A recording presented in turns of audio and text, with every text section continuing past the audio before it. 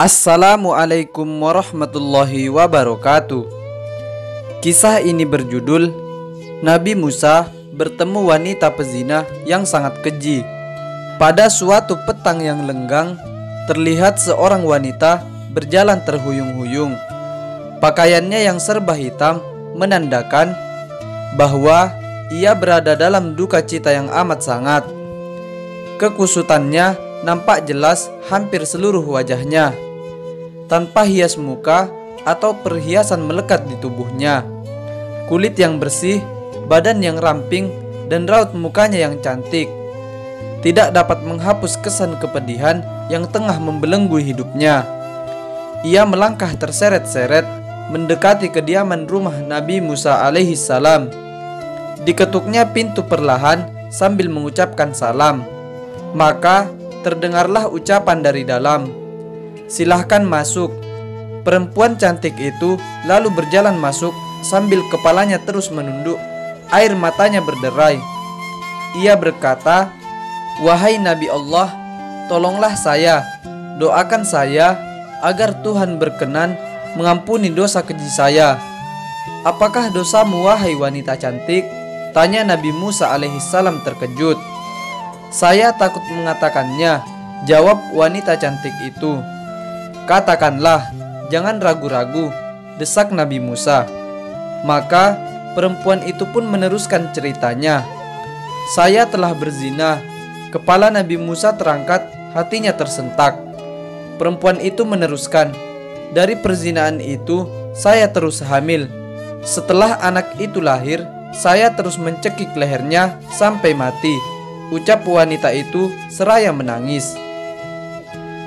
Nabi Musa berapi-api matanya.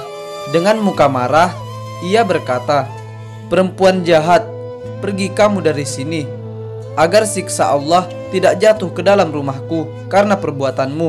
Pergi!" teriak Nabi Musa sambil memalingkan mata karena jijik. Perempuan berwajah cantik dengan hati bagaikan kaca membentur batu, hancur luluh, segera bangkit dan melangkah surut. Dia terantuk-antuk keluar dari dalam rumah Nabi Musa. Ratap tangisnya amat memilukan. Ia tak tahu harus kemana lagi hendak mengadu. Bahkan ia tak tahu mau dibawa kemana lagi kaki-kakinya. Bila seorang nabi saja sudah menolaknya, bagaimana pula manusia lain bakal menerimanya? Terbayang olehnya betapa besar dosanya, betapa jahat perbuatannya. Sang wanita tak tahu bahwa setelah dia pergi, malaikat Jibril turun mendatangi Nabi Musa. Sang Ruhul Amin Jibril lalu bertanya, "Mengapa engkau menolak seorang wanita yang hendak bertobat dari dosanya? Tidakkah engkau tahu dosa yang lebih besar daripadanya?" Nabi Musa menjawab, "Dosa apakah yang lebih besar dari kekejian wanita pezina dan pembunuh itu?" Maka Nabi Musa dengan penuh rasa ingin tahu bertanya kepada Jibril, "Betulkah ada dosa yang lebih besar daripada perempuan yang nista itu?" "Ada," jawab Jibril dengan tegas. "Dosa apakah itu?" tanya Musa yang ingin tahu. "Orang yang meninggalkan sholat dengan sengaja dan tanpa menyesal.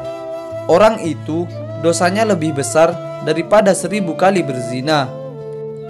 Mendengar penjelasan ini, Nabi Musa kemudian memanggil wanita tadi untuk menghadap kembali kepadanya.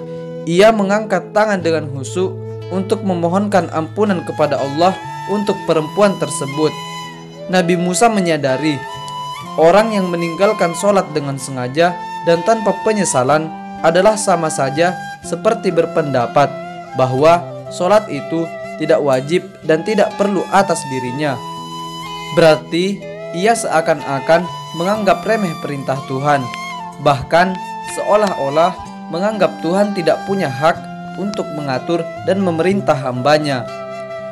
Sedangkan orang yang bertaubat dan menyesali dosanya dengan sungguh-sungguh berarti masih mempunyai iman di dadanya dan yakin bahwa Allah pasti mau menerima taubatnya.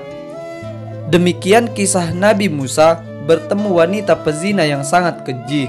Semoga bermanfaat. Wassalamualaikum warahmatullahi wabarakatuh.